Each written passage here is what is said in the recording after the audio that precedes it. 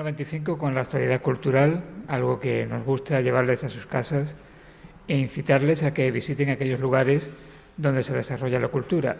Así que nos hemos trasladado a la sala de exposiciones, en la Galería Nítido, que se encuentra pues en la parte sur de la Alameda, en un lugar que bueno, todo el mundo dice donde las estatuas de Dalí, o las falsas estatuas de Dalí, habría que decir, pero sí, efectivamente, en esa zona es donde se encuentra. Y voy a hablar con una artista plástica que ella se llama Mireia Cifuentes.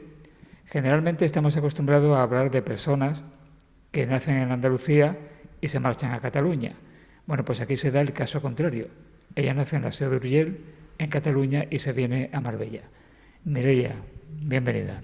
Hola, buenos días. Encantada de estar aquí. Digo bien, te vienes a Marbella siendo niña. Exacto. Con 8 años vengo a Marbella porque mi madre encuentra trabajo casualmente aquí y entonces venimos a vivir aquí a Marbella y me quedo hasta los 18, 19 que empiezo a hacer viajes.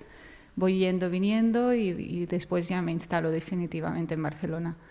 Aquella Marbella que tú conoces en los años 80 es una Marbella muy diferente a la actual, ¿no? Muy diferente, no tiene nada que ver. De hecho, cuando volví a Marbella después de 10 años sin haber estado, quedé, yo podría decir que en shock, porque no reconocía nada, no sé, era como si fuera otra ciudad, ¿no? Lo único que quedaba intacto era el casco antiguo, pero todo lo demás había cambiado tanto.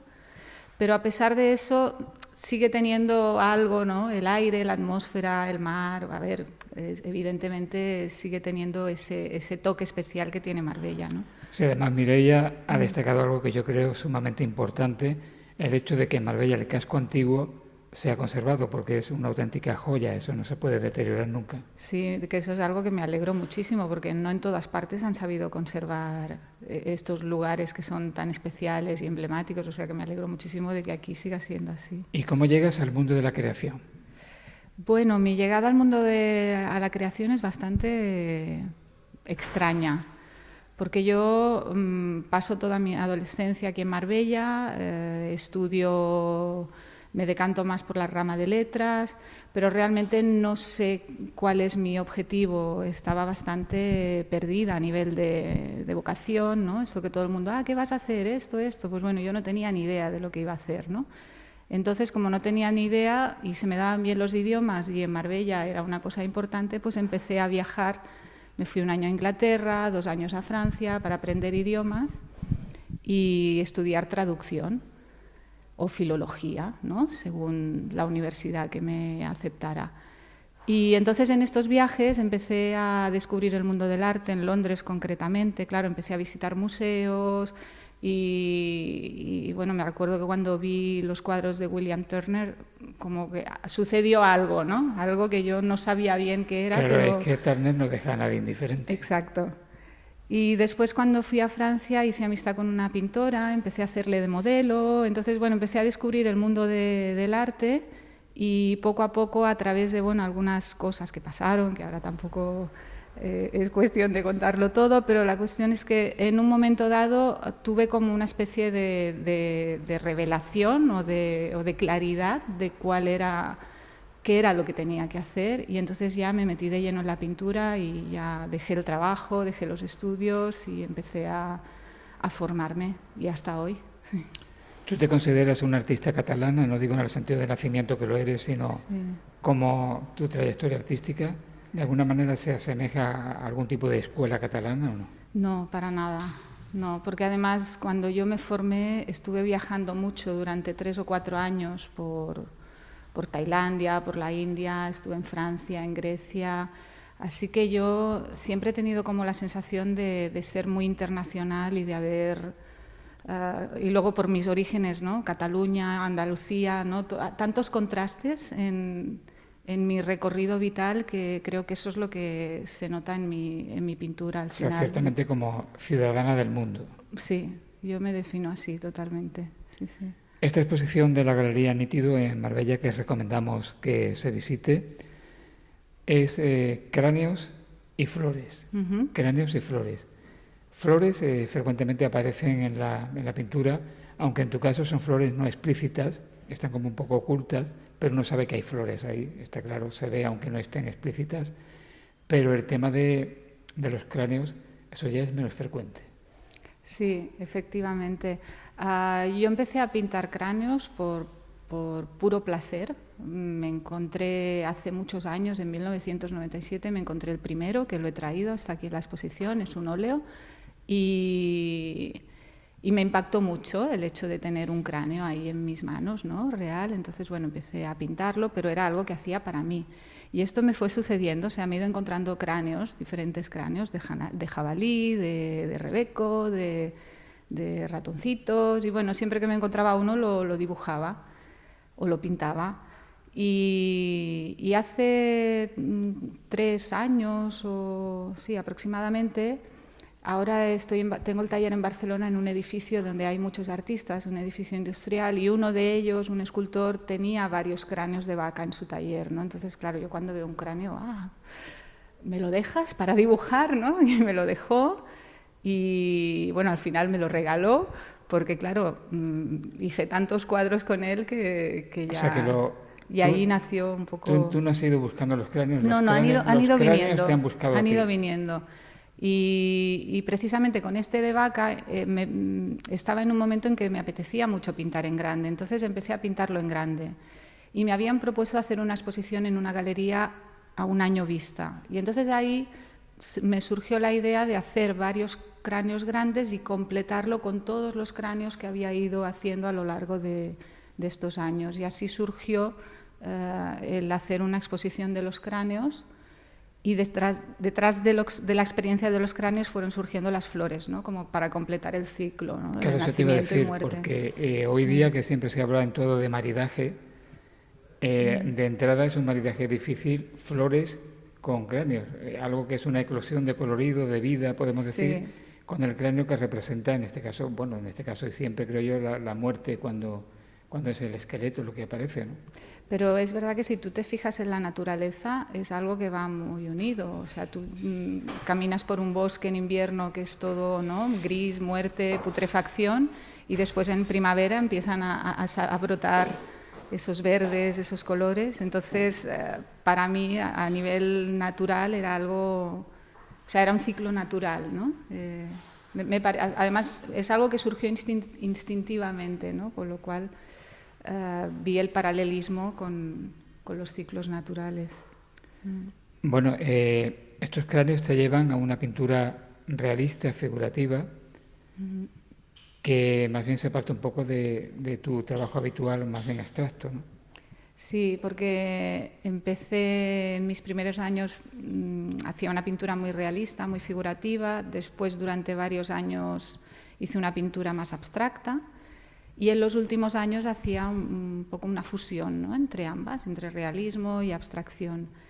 Y curiosamente, al pintar los cráneos, supongo que por el hecho de que habían surgido, ¿no?, que era algo que había surgido a través del tiempo, hubo como un retorno a los principios, y entonces varios de ellos son muy realistas. Hay cierto misticismo también en estos cuadros. Sí, evidentemente, ¿no? Creo que el tema de la muerte es algo que enseguida nos lleva a nuestra parte más íntima, más profunda, ¿no? Y esto está relacionado con lo espiritual, con lo místico, se sepa o no se sepa, se acepte o no se acepte, ¿no? Creo que es algo a lo que todos estamos conectados de una manera u otra. Esta muestra tuya de Marbella, ¿qué periodo temporal abarca? ¿Cuánto tiempo te ha llevado a hacer estos hacerla? Bueno, claro, si tenemos en cuenta los cráneos, desde 1997, porque fue cuando hice el primero. Pero bueno, realmente el tiempo que estuve enfocada en la exposición fue 1 año, año y medio, las últimas obras de cráneos de vaca y las flores, más o menos aproximadamente, sí, un periodo de 1 año, año y medio. ¿Se da el caso de que te compren un cráneo y una flor al mismo tiempo? ¿O hay alguien que ante el cráneo se echa un poco para atrás porque dice, yo esto no lo pongo en mi salón porque representa algo muerto, ¿no? Bueno, hay gente que sí que le sucede esto, le echa para atrás, le gusta cómo están hechos, la técnica, pero no no es algo que se pondrían en su casa. En cambio hay gente que sí, que le encanta, que le provoca, ¿no?, emociones y le gusta, ¿no? O sea, es muy o sí o no, o sea, no hay término medio aquí con este tema. Sí. Claro, porque hay quien toma la pintura muchas veces como un objeto decorativo, Claro, exclusivamente. y esto no es decorativo, No es así. evidentemente, te mueve emociones, claro. Ahora mismo, ¿qué estás haciendo? Bueno, ahora estoy en periodo en blanco, Sabático. porque me suele pasar que cuando acabo una serie, hago la exposición, hay un periodo en el que estoy vacío, ¿no?, entre comillas. Me dejo abierta a ver qué es lo siguiente que tiene que venir, porque bueno, pinto mucho por intuición, entonces no puedo forzar las cosas, ¿no? Y ya me está sucediendo esto desde hace varios años, ¿no? Desde que de manera natural empecé a trabajar por series. Me duran, pues eso, unas 2 años, otras 3, está pues 1 año y medio, y luego hay un periodo de vacío. Y ahí, pues bueno, empieza a surgir algo, aún no sé qué. Voy haciendo cosas, en este periodo no es que no haga nada, yo voy haciendo cosas, pero cosas que a lo mejor no tienen ningún hilo de continuidad, ¿no? Y luego de pronto algo me engancha, no te sé decir por qué, y entonces ahí empieza una nueva serie. Y cuando ya me ha enganchado, después viene el concepto, empieza a entender por qué, ato cabos y ya toma sentido, ¿no? Pero los inicios son totalmente como a ciegas, ¿no? Cuando el mundo del arte era machista, o más machista que ahora, se decía que las mujeres pintaban flores. Eso de pintar Sí, flores es estaba muy verdad. mal visto, y eso es cosa de mujeres, de pintar flores. Mm, Estas flores tuyas no tienen nada que ver con esas flores que pintaban las mujeres de entonces. no. Son flores que te han pedido, por así decirlo, el abstracto, mientras que los cráneos han ido hacia lo figurativo. ¿Por qué esa dualidad? Supongo que es una dualidad que yo llevo dentro, ¿no? Como he trabajado las dos facetas, figuración y abstracción. Yo tengo la sensación que con el paso de los años es algo que se ha ido... Porque, a ver, yo he vivido siempre una lucha interna con esto, con tener un estilo, bueno, esto que de alguna manera te pide el mundo del arte, ¿no? Que te definas, y claro, para mí esto ha sido siempre muy difícil porque tengo las dos facetas dentro de mí. Como no puedo renunciar a una y decir ahora solo hago figuración o ahora solo hago abstracción, ¿no? Entonces, bueno, al final he llegado como a hacer las paces conmigo misma y aceptar que las dos cosas están ahí y que pueden salir a la vez o pueden salir acompañadas, y esto yo creo que es un poco lo que ha sucedido aquí, ¿no? Aceptar que, bueno, están ahí las dos temáticas y pueden casar muy bien, porque en esta exposición, cuando acabamos de montarla, bueno, no sé, nos dio la sensación de que casaba todo muy bien, ¿no? Ciertamente es una exposición que se ve muy atractiva y que impacta. Uno entra y te impacta, no deja indiferente, eso es importante. Me alegro, sí, sí. Bueno, ahí no sé si al artista, cuando se le pregunta, que es algo muy convencional, si tiene influencia de tal o cual artista, no le debe caer muy bien eso, ¿no? Yo recuerdo que entrevisté una vez a un pintor catalán justamente y al final me dijo, he estado contento porque usted no me ha preguntado por la influencia de Dalí. Sí. No le había preguntado por eso, que por lo visto se preguntaba entonces, ¿no? Vale. ¿Al artista le molesta que le pregunten por la influencia? No lo sé, bueno, a mí no me molesta particularmente porque pienso que todos tenemos influencias de algo, ¿no? Y si no es de otros artistas, es de, no sé, de cosas de tu entorno. Creo que somos seres influenciables y que eso, al contrario, enriquece, ¿no? No tiene por qué ser algo molesto, pero claro, cada uno tiene sus ideas y... Sí, sí. Independientemente de la formación académica que se pueda tener, el tema de la investigación, de la experimentación personal, es fundamental, ¿no? Sí, yo pienso que sí, que es que bueno, es que si no investigas, si no tienes curiosidad, si te quedas estancado, haces siempre lo mismo y te repites. Y yo creo que el arte, bueno, a mí lo que me gusta de la pintura es la sorpresa. O sea, que cada cada cosa que hago de alguna manera me sorprende, ¿no? Entonces, esto es la vida, ¿no? Para mí es la esencia de la vida, el no saber qué va a pasar mañana, ¿no? O sea, no saber qué voy a pintar el año que viene. Por un lado, angustia, porque no sabes y no controlas, pero por otro lado es lo que le da emoción, ¿no? Es como cuando viajas, lo bonito de viajar es descubrir, ¿no? Sitios nuevos. Si ya sabes todo lo que vas a ver, no... Bueno, yo creo que eso le quita chispa a las cosas, ¿no? Y en la pintura, bueno, a mí concretamente me gusta mucho experimentar con nuevas técnicas, siempre estoy probando cosas, a veces mezclo cosas que se supone que no debería mezclar, pero bueno, las mezclo y surgen cosas interesantes. En esta exposición predomina la técnica mixta sobre madera. Sí, madera, sí, principalmente sobre madera, porque para trabajar la técnica mixta, como digo, hago mezclas a veces un poco extrañas. La madera es un soporte más rígido y me permite hacer más cosas. La tela me limita un poco más. Pero bueno, también encuentro la manera de hacer sobre tela, porque me gusta también trabajar sobre tela. Entonces, por ejemplo, últimamente trabajo a veces con collage, pego papel, entonces trabajo sobre el papel, encima de la tela y también consigo a veces efectos que me interesan. Pero la madera, sinceramente, es lo que últimamente es lo que me atrae más para trabajar en ella. Claro, no sé si buscas también la perdurabilidad de la obra. Bueno, eso siempre se tiene que tener un poco en cuenta, ¿no? Para que los materiales, a ver, que la combinación de materiales, digo que hago mezclas extrañas, pero a ver, sé perfectamente que no puedo poner acrílico encima de óleo, o sea, ¿no?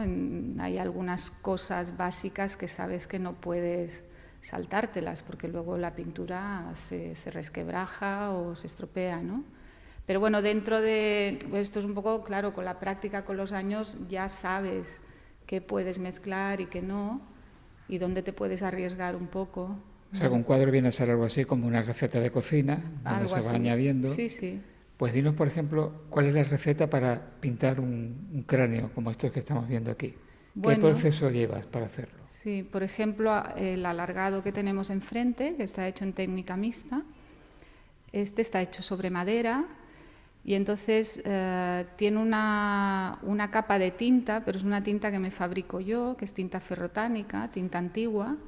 Entonces es una mezcla de óxido de hierro mezclado con goma arábiga, tanino, que es otro pigmento natural, mezclado con goma arábiga. Cuando los mezclas sale el negro, se crea la tinta. Entonces lo mezclo, porque la veis que la base es muy oscura, es la tinta bastante aguada, para que no cubra todo. Pero luego también voy poniendo capas, el amarillo del cráneo que veis es el óxido de hierro que da este tono. Y entonces voy jugando, pues esto, mezclando. Incluso a veces dejo que queden rastros de pigmento, en vez de colarlo perfectamente para que no quede, que la tinta quede limpia, pues dejo que queden rastros de polvillo y eso le da textura. Añado papel también, ahí hay papel de seda, hay algo de gesso, hay algo de carboncillo. También utilizo bastante la lija para lijarlo. Al poner papel, ¿no? Quedan grumos. No me gusta que el cuadro dé esa sensación de viejo, ¿no? Como esas paredes viejas que el tiempo ha desgastado, que no sea evidente que has pegado ahí de todo para que te coja textura, ¿no? El asunto de la relación de los artistas con las galerías siempre ha sido un tema un poco controvertido. No siempre se ha llevado pacíficamente, ¿no? Sí. Bajo tu punto de vista y por tu experiencia personal, ¿cómo es ahora esa relación entre artistas y galerías? Bueno, yo con los años he ido aprendiendo y entendiendo también la posición de los galeristas y eso ha hecho que, bueno, como llegar a ver al galerista como un igual, ¿no? Porque, o sea, el galerista tiene muchos problemas y ¿cómo diría? Muchos compromisos y trabajo que tiene que hacer para mantener la galería. A ver, quiero decir, yo al principio cuando empiezas a pintar siempre estás un poco en la posición, los galeristas, ¿no? Nos explotan y tal y cual, vale, sí, puede haber una parte de esto, pero luego cuando te pones en el lugar del galerista entiendes también el otro lado, ¿no? O sea, tampoco es fácil, y más hoy en día abrirse camino para las galerías es muy difícil. Entonces, al final, bueno, llegas pues eso, como a un entendimiento y a un respeto, ¿no? ¿Sigue existiendo la figura del marchante? Ya cuesta encontrarla, ¿eh? Bueno, a mí por lo menos me cuesta. Es algo que creo que ya no... Ha tomado otra forma. Quizá ahora el marchante se mueve más online, ¿no? En temas de marketing y tal. Claro, ha cambiado, se ha camuflado, ¿no? Se ha puesto otro traje, ya no es la idea del marchante que tenemos de antes. ¿Y hoy día qué es arte? ¿Qué podemos concebir como arte? ¿Un tiburón en formol, por ejemplo? ¿Un cuerpo humano operado 75 veces? Aquí me pones en un compromiso, ¿eh? Bueno, tendrás tu opinión, ¿no? Sí. Bueno, yo creo que hoy en día hay muchos fuegos artificiales y mi sensación es que el arte es algo que tiene que estar un poquito más meditado, que tiene que tener un poquito de solera, ¿no? Como los vinos, que con el tiempo van... Y no cualquier cosa vale, y hoy en día la sensación que tengo es de que cualquier cosa que llame un poco la atención ya puede valer, ¿no? Y no tiene que ser tampoco que es que todo tenga que estar muy trabajado, no, a veces algo muy sencillo puede tener mucho impacto y mucha profundidad, ¿no? Y creo que un poco esta sensación de profundidad hoy en día se está perdiendo. Bueno, no es que se esté perdiendo, porque está ahí, eso es algo que estará siempre ahí, no lo podemos obviar. Simplemente no se le presta la suficiente atención. ¿Cuál es la situación actual de la mujer en el arte? En estos momentos en que continuamente se habla de igualdad, de brecha salarial, etcétera. En el mundo del arte, la mujer sigue estando todavía, digamos, un poquito marginada. ¿Le cuesta más poder abrirse camino que al hombre o no? Bueno, quizá un poquito, pero es evidente que ya ha cambiado, ¿no? O sea, a mí personalmente yo nunca me he sentido marginada en este mundo, pero es verdad que sí, que hay mujeres que por el hecho de ser mujeres pues han tenido más problemas. Pero bueno, pienso que es algo que está cambiando y que estamos en buen camino, ¿no? Para llegar a acuerdos y entendimientos, ¿no? Que al final es lo que importa. Los artistas se llevan bien entre ellos.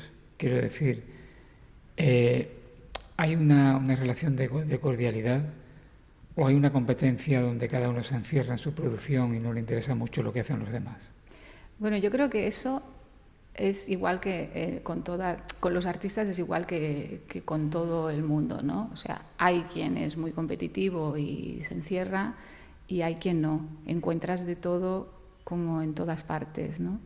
Sí que es verdad que se dice que en el mundo del arte, o sea, que los artistas tenemos mucho ego, etcétera, pero bueno, yo tengo muchísimos amigos artistas y que nos ayudamos mutuamente. Entonces, al final yo creo que depende de cada persona, ¿no? Si tú tienes mucho ego, seguramente te encuentras mucho ego en el mundo de los artistas y fuera del mundo de los artistas, ¿no?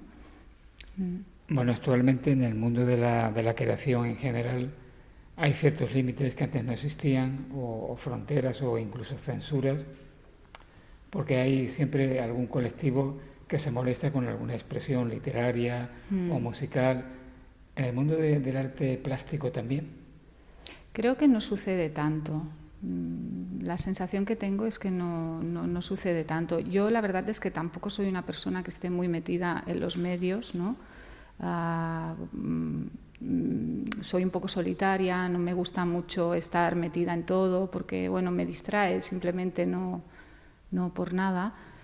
Y la sensación que tengo es que quizá en el mundo de la música esto es, o la moda, etcétera, esto es más evidente, ¿no? Que en el mundo de la pintura. Nosotros comentaba porque, por ejemplo, en la Feria Arcos, todos los años hay algún escándalo o alguna... Bueno, sí, claro, sí. Siempre hay alguien que expone una obra provocativa Sí. y parece que no hay libertad de expresión para hacer eso. Sí, sí, tienes razón, ¿no? Pero igualmente, insisto, creo que en el mundo de la... Claro, también el mundo del arte es más minoritario, ¿no? Entonces quizá por eso no... A nivel de día a día no lo notas tanto, ¿no? Como lo puedes notar con otras cosas. Se dice a veces que, por ejemplo, en España hay más escritores que lectores. Eso sí es ¿Hay posible, es también verdad. más pintores que compradores de arte? Yo creo que hoy en día sí, sí, sí, porque hay muchos pintores, es verdad, cada vez hay más, que por una parte está bien, porque a ver, cada vez hay más gente que de alguna manera, ¿no?, desarrolla su creatividad, eso es estupendo. Yo doy clases de pintura y a mí me encanta que la gente que está conmigo se avance y aprenda y crezca y descubra, ¿no? Entonces eso, en cierta manera, es bueno, pero claro, al final... Pues justamente te iba a preguntar por eso, por el mundo de la docencia, en un doble sentido. Lo que tú estabas diciendo del artista que transmite sus conocimientos, que hay muchos artistas que efectivamente dan clases, y también cómo se contempla el arte, no digo la historia del arte, sino el arte como ejecución, como praxis diaria en los sistemas educativos. Se contempla muy pobremente, ¿no? Muy pobremente. Eso es algo que sí que es muy triste, pero porque claro, ahora las clases de plástica se han eliminado de muchos colegios. Eso es algo que a mí me parece terrible porque pienso que es fundamental y que al revés, tendrían que darle más importancia a esto, porque hoy en día que tenemos tantos estudios científicos, neurológicos, está demostrado que el arte es muy bueno para el desarrollo y el crecimiento de los niños. Entonces, esto es algo que no acabo de entender por qué, teniendo todos estos datos, ¿no?, comprobados científicamente, siguen sin valorar esta faceta, ¿no?, de la educación.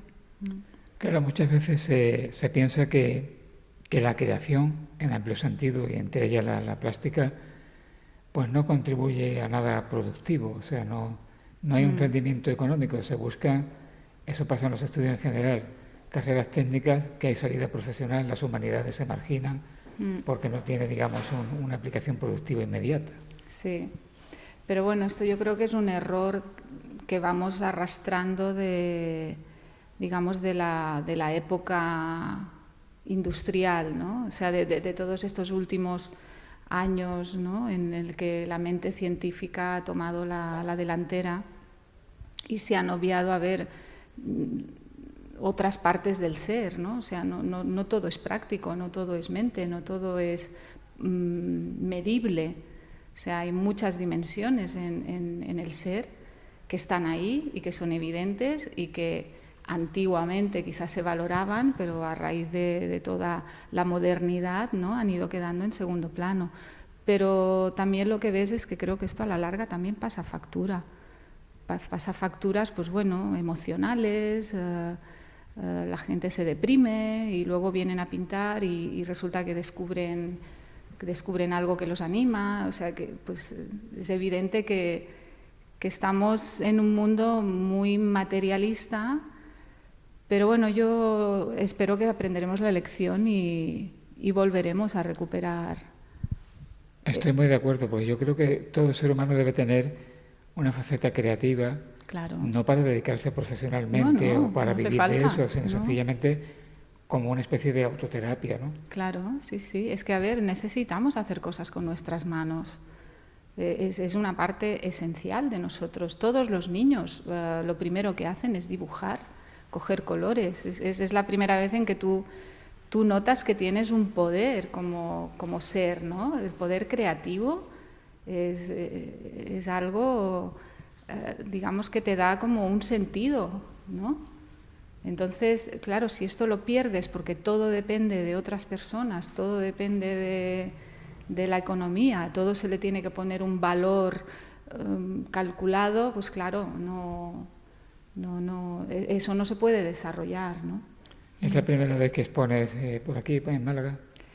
Bueno, expuse también aquí con Nítido, con Lía, cuando inauguraron la galería, y fue una exposición colectiva. Colectiva, sí. Sí, fue la primera vez, y ahora individual es la primera vez también. Bueno, se dice que hablar de cuestión económica es de mala educación. pero bueno, yo creo que se puede tolerar más o menos hacer alguna alusión. Lo digo porque tú vives del arte ahora mismo. O sea, combino la docencia con las exposiciones y la venta de mi obra. Eso es, digamos, pero sí, me dedico solo a esto. Desde que empecé a los 23, ya he vivido siempre de esto, de una manera u otra. He pasado épocas con muchos apuros, pero he seguido, he persistido y luego las cosas han ido mejorando. El artista plástico actual, cuando ya los papas no encargan obras como pasaba en el Renacimiento ni nada de eso, ¿le gusta trabajar con independencia absoluta de lo que pinta? ¿O si alguien le encarga algo, es como una especie de maná que viene ahí a solucionar un problema? Bueno, los encargos siempre son bienvenidos, porque efectivamente lo que dices es como que por lo menos estás trabajando y sabes que vas a cobrar por ese trabajo, porque luego cuando haces tu obra personal, la haces pero no sabes si va a salir del taller o no. Entonces, sí, los encargos siempre son... Bueno, a mí me gusta, aparte que me gustan los encargos porque a veces te sacan un poquito de lo que estás haciendo, ¿no? Te obligan a tratar otro tema que no estabas tratando y bueno, eso siempre enriquece. Entiendo que tu experiencia con la Galería Nítido es muy positiva, Sí. porque esta es la segunda vez que estás Sí, sí. y seguramente habrá una tercera. Esperemos. Además, Lía es una buena amiga de la infancia y estoy contentísima de que haya abierto la galería. Aparte creo que están haciendo ella y su marido, José Luque, están haciendo un trabajo muy bonito aquí en Marbella, ¿no? Intentar traer cultura artística aquí es una labor, ahora no me sale la palabra, encomiable, ¿no? Encomiable. Encomiable. Sí. Pues Mireia, gracias por esta charla contigo. Muchas amena. Gracias. Podríamos seguir hablando de arte, que es algo que yo creo que interesa más de lo que aparentemente uno piensa. Sí, yo creo que sí, seguramente. Lo que pasa que es algo que parece que no... Se le ha puesto como una especie de aureola Sí que hay que entender elitista, mucho y que hay que saber, y no, es más sencillo en el fondo. Sí, sí. Y además cuando el espectador viene y habla con el artista, yo creo que es algo muy interesante y enriquecedor. Sí. Pues que haya mucho éxito. Muchas gracias. Lo importante es que aquellas personas que nos han estado escuchando en esta charla, pues se animen y visiten la Galería Nítido, ahora que está en Mireia y en posteriores exposiciones. Pues una vez más, M95 Estado, donde está la noticia cultural, en la Galería Nítido.